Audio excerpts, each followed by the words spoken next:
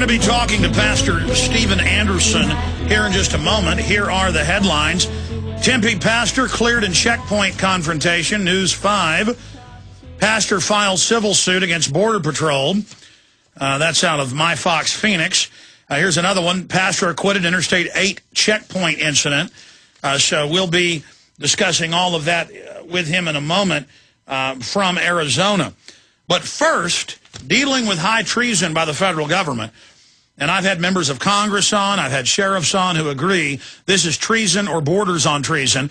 It also violates the 9th Amendment, as well as the 11th. The First Amendment they passed after the first 10 said foreign powers or corporations cannot induce the federal government to sue a state or individual on behalf of a foreign power or individual.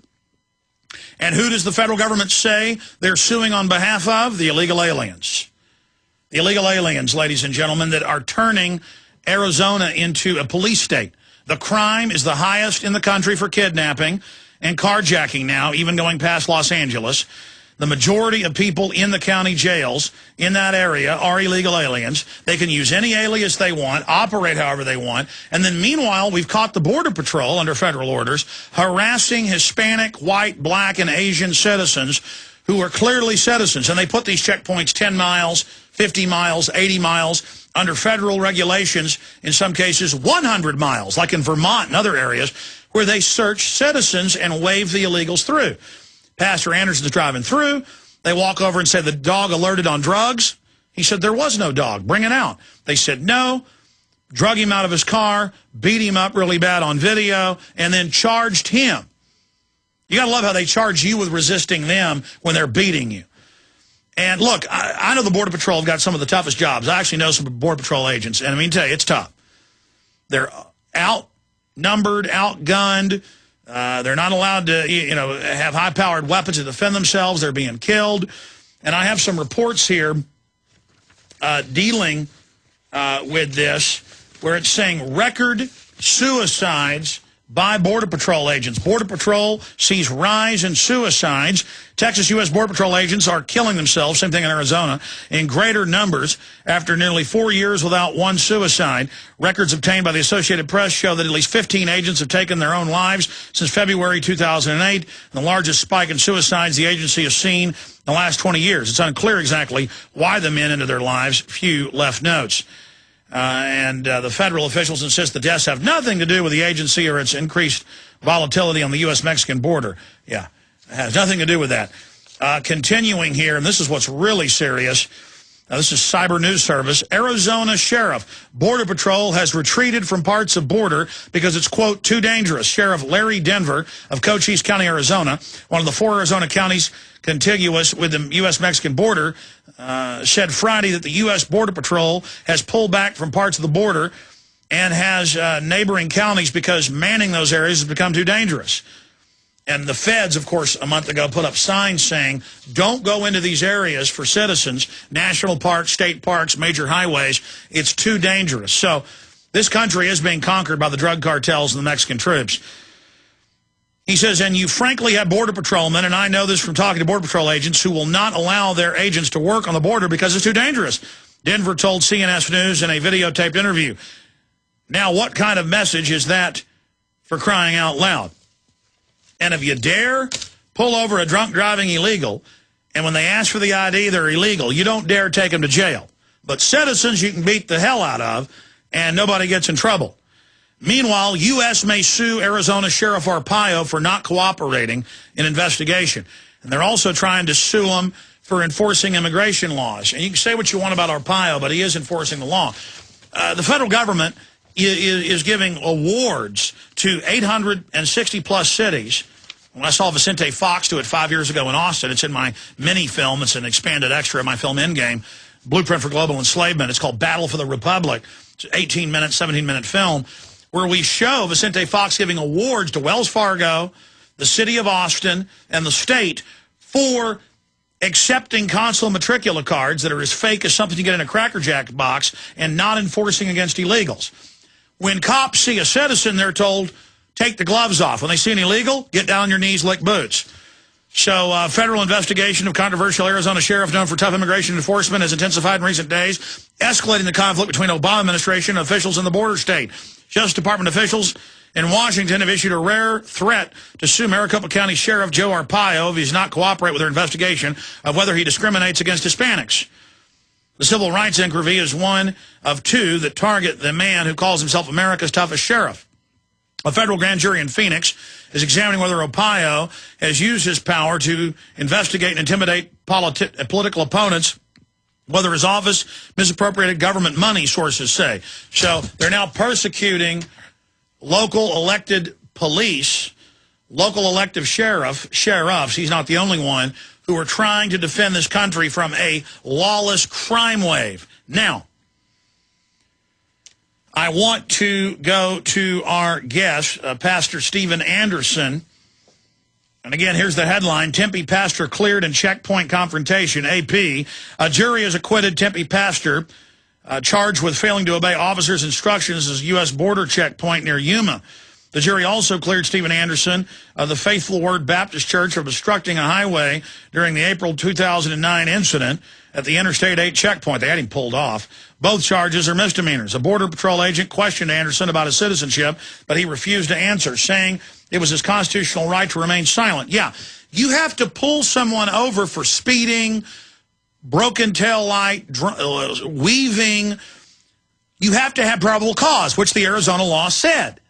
You have to have first contact for something else. You don't just stop all the traffic and demand to search vehicles. And they wanted to search his vehicle. It's all on video. We'll play some of that in the background for PrisonPlanet.tv viewers while he's talking. You can watch the full audio at Infowars.com. And they drug him out and beat the living daylights out of him. So we now go to Pastor Steven Anderson. Pastor, thanks for joining us. Thanks for having me. You got a lot more courage than most people. You stood up to them for your Fourth and Fifth Amendment. You wouldn't answer their questions after they tried to do the fake alert with the dog. Then you stood up, went to court, faced the music, won, and you're suing them. If more people did this, the Bill of Rights will be alive and well. Pastor Anderson, we appreciate you being a champion of liberty. Recap what happened in the whole saga and the latest developments. Sure, I'll just quickly recap what happened. Basically, I pulled up to the checkpoint, and they're stopping every single person. And they asked me if I was a U.S. citizen. I just asked them if I was free to leave. They ended up coming up with, about a minute later, well, this dog alerted to your vehicle, and so we have to search you, therefore you can't leave. And there was a standoff for about an hour and 15 minutes of me just standing my ground. And you pointed out that the dog did not alert on you. I told them that I did not believe that the dog alerted, and I asked them to bring the dog back out and show me or provide some evidence, which they refused to do. After an hour or so, the state police show up, tell me I'm under arrest. They asked for the dog to be brought out, too, because when I explained it to them, they thought that was pretty reasonable. The Border Patrol refused to bring the dog back out. They broke out my windows, tasered me, maliciously shoved my face in broken glass, and I had to go to the hospital, get 11 stitches, spend the night in jail for these two misdemeanor charges that they trumped up, which the jury found me not guilty of both. Now, an interesting thing that came out in the trial was that they brought in an expert witness that actually had taken part in the training of this particular dog, and he was an expert on both DPS and Border Patrol canines, and he stated that after watching the video that the dog did not alert, but that it was just on the verge of alerting or on the fringe. It was about to alert or thinking about alerting, but that an alert would have consisted of the dog sitting down by the vehicle, which it never sat down. Well, the Border Patrol, I want you to go over this some more, it has more, from what I've read, more professional dogs. They don't just give them biscuits every time they false alert as a pretext to search, but a lot of state police, a lot of local police are like Roscoe Pico trained. They get Flash out of the car. Flash gets a biscuit every time he alerts, and they just use it to search everybody's cars and get around the Fourth Amendment and probable cause. But the expert in the trial said that the dog, from the video, appeared to begin to think about alerting, but didn't alert. Exactly right, and that was the prosecutor's witness. We did not call any witnesses. All we did was cross-examine the state's witnesses, and their own witness explained that the dog was on the verge of alerting, but that it did not fully alert, it did not technically alert, which, of course, they said over and over, the dog alerted, the dog alerted. That was their pretext for searching me, And it turned out that that's why they didn't want to bring the dog back out, because they weren't confident that it was going to alert, because by the way, never alerted. You're like Paul from the Bible. You don't just have a church. You're a construction company guy. You're a construction worker. So you told me previously you're driving through these all the time. They know you. Well, I've driven through over 300 times. I'm not sure if they knew me or not, because I've never seen the same guy twice, because they cycle them through these checkpoints, and I've literally been through over 300 times. I'm not exaggerating, and yet I've never seen the same agent twice. So I don't really know whether they'd heard my reputation from YouTube or whatever, but I'm not really sure. Do you think this was retribution, that they were persecuting you? Because you'd posted a whole bunch of YouTube videos of you arguing and saying no successfully previously, correct? Right, and they did say to me while I was there in the Border Patrol trailer, after they'd beaten me and my face was bloodied up, they said, well, you didn't win this time. You're not going to put this on YouTube because we won this time. And they were kind of rubbing my nose in it, as it were. So, well, let's talk about that, because watching the video from their own surveillance camera, I see them swinging a baton, jumping on you. Some of it then happens behind the car. But, how long did they beat you? How specifically did they assault you with deadly weapons? The main assault that did the most damage to me was that while I was being tasered for over 18 seconds, while that taser was paralyzing me and putting me in hellish pain, one of the Border Patrol agents, I believe it was Agent Spoonamore, according to the reports, grabbed my head and just shoved it into the broken glass shards that were still on the door frame. And I have some pictures to prove that, where you just see my door frame and there's just a ton of blood in the shape of my head in one spot. Well, we've got the videos of you after it, cuts all over, blood all over your clothes. But watching the video, after it cuts from your camera, when they taser you, it cuts out. It appears one of them standing over you, swinging some type of a baton. I don't know if they swung anything at me, but I know that after they put me on the ground, that one of them was stepping on my head with his boot, and he called that, quote, controlling my head. So he had his foot on my head with what felt like all of his weight while I was being tasered. Yeah, a lot of times, especially with this TSA people, not just here but in Canada, they will jump on the back of your neck with their knees, and the neck breaks, and then you get a dead man, a dead woman, and they say, oh, we don't know why they died, their neck's broken. These men and women need to understand that jumping on someone with your knee can kill them.